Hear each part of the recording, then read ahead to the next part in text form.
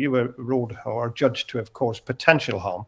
The BBC have been putting doctors on there telling it's absolutely fine, and presenters backing it up. It's absolutely fine to inject pregnant women with this unproven, untried, untested so-called vaccine. There was never any trials done on pregnant women and newborns before they started injecting.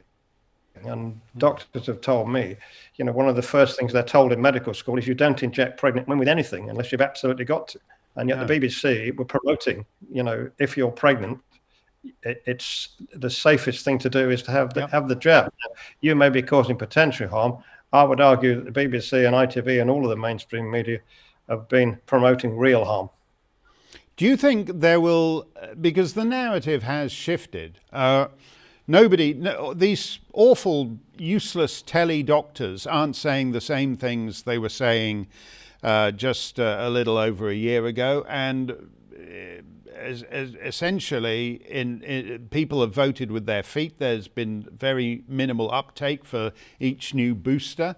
But do you think there will ever be a proper reckoning for what has to be a huge public health fear? It was presented as, particularly the AstraZeneca, which isn't even available now in the UK. The AstraZeneca was presented as a great British triumph, like Sir Edmund Hillary conquering Everest on the eve of the Queen's coronation. Now we have the metaphorical Everest of COVID has been climbed by these chaps at AstraZeneca.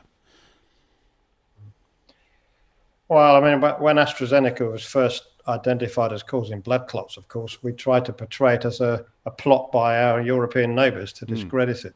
But it was very quickly withdrawn, as has all of the jabs now. I mean, people like Dr. Asim Malhotra were calling for the rollout of the vaccine to be suspended.